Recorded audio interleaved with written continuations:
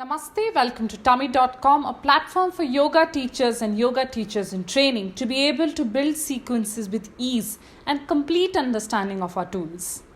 We have come to the second part of the video where we will focus on our lower body.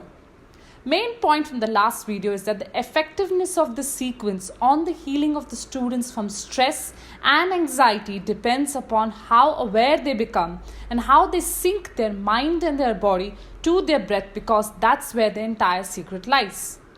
The first pose is Chair Kapotasana, where the stretch is felt on the hamstrings and inner thighs when the thigh is pushed down by the palm. When the leg muscles are stretched, this automatically works on giving ease to the stiffness in the lower back. We want the balance to remain, hence this is performed on the right leg and the left leg. Even now, as you're sitting and making the sequence, you're sitting and doing this task. So you will be able to connect yourself with the feeling of stiffness around the lower back region. The next pose is Adho Mukha Svanasana, followed by Urdhva Mukha Svanasana, where first you're elongating the spine, working on stretching the lower back and shoulders, and then you do Urdhva Mukha Svanasana that stretches the arms, legs, shoulders and opens the chest. Continuously sitting stiffens various parts of the body, which is basically what? It is accumulation of energy or energy blocked in that region, and this can affect the immunity level of the person.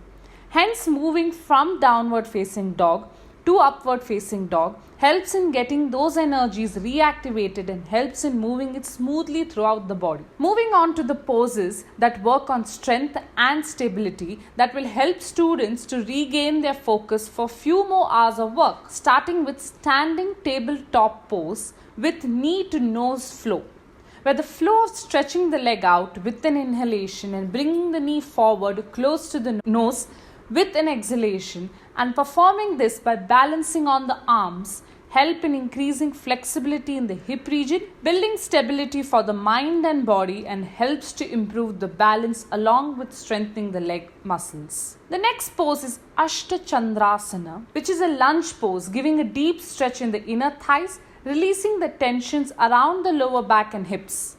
The balance in this pose depends upon how the students can sync their breath to the movement of the leg without having to hold the chair. Moving on to Trikonasana on chair, where the stretch is felt in the arms, chest, inner thighs, hip region, PSOAS muscles. This pose makes students understand about body alignment and how important it is. So when they sit for long working hours, they're conscious about their posture.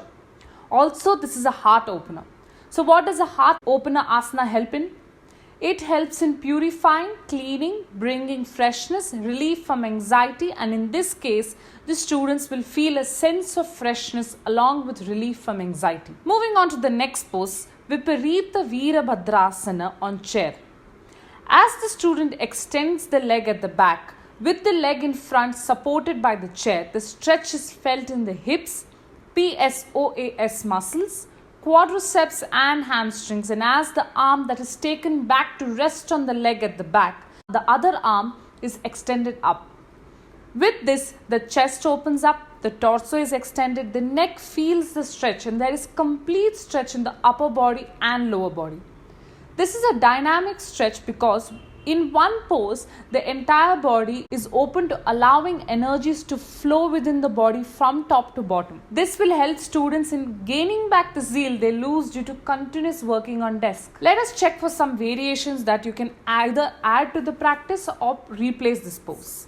I will Google for warrior pose variations chair tummy. Upon clicking on the first link, it will take me to the variations page of warrior pose. Easier poses like the first one or the second one will work the same way as Viparita Virabhadrasana, as the focus of releasing muscle tensions around the hips, PSOAS muscles, is catered to. The next two poses, Navasana variation and Urdhva Upavishta Konasana, works on the core of the students. Why is it that we have included core yoga poses in a practice that is meant to relax and release the muscles through stretches? That is because core yoga poses work as energy boosters, confidence builders, building strength and endurance. Core yoga poses focus a lot on breath-body sync. which takes the student's attention to the core region and the breathing cycle, helping in respiration process. And that is exactly what a tired person after a long day at work needs. To be able to gear himself or herself to work for longer along with boosting the breathing cycle. If Navasana variation is found tough to do, it can be done by placing the legs on the desk in front or by placing it on the wall with the arms taking support of the chair. Similarly, Urdhva Upavishta Konasana can be done by resting the legs on the desk in front or by the wall with the lower back taking the support of the chair to make it easier. It's always important to make every pose easier for the student to perform. So as teachers, we need to think how we can make it creatively easy for the students or break down the process of entry and exit such that they understand the need of taking it step by step. After having activated the core area, we head to some poses that will help in stretching and connecting the mind to the body and the breath. Starting with Upavishta Pavan Muktasana, which helps in relaxing the lower back and helps in digestion, which gets affected due to irregular eating times while working continuously. In this pose, the abdomen is massaged due to continuous breathing as the knees are sandwiched between the arms and the chest. So as the abdomen gets pressed by the thigh when the student is breathing normally and doing the pose, it helps in the digestive system to get activated in the student. This pose is then followed by downward facing dog with knees bent, where keeping the inhalation exhalation ongoing, the stretch is felt at the lower back and the hips, which increase the blood circulation to the upper body with increase in supply of oxygen to the brain. So the student's mind that is filled with just work is open to some freshness and new ideas that can help them in their work. This is followed by thread the needle pose, which is a flow.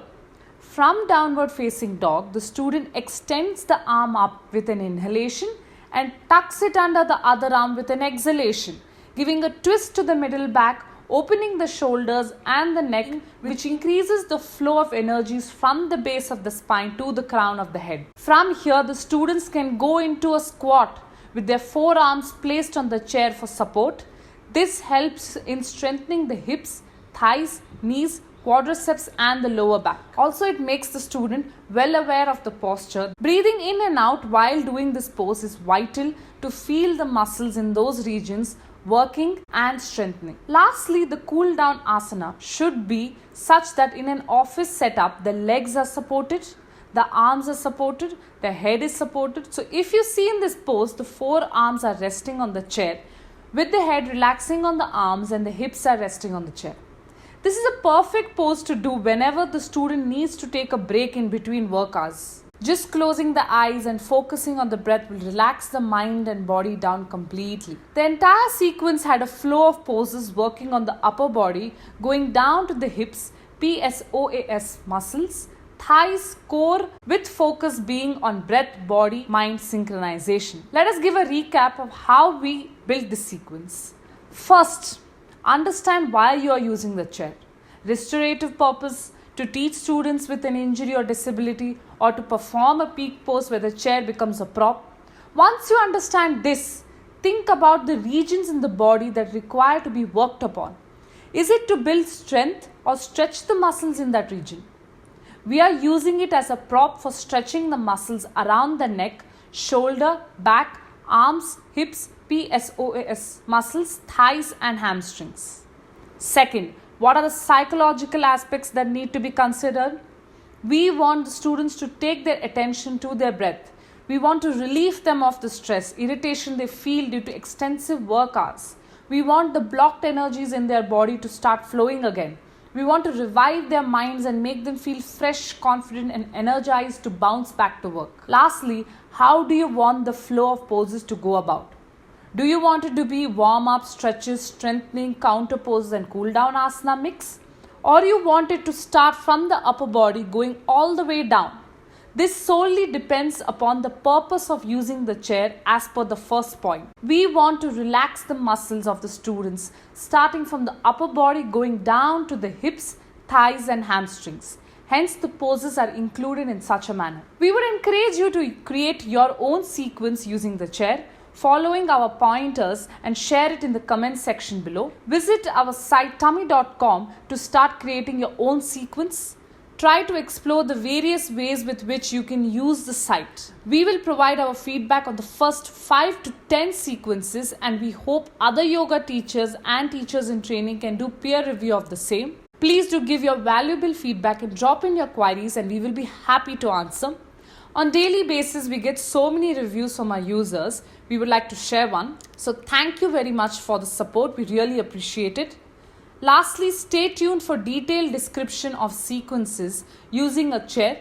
Subscribe to our channel to give automatic notifications when new videos are added, and thank you very much.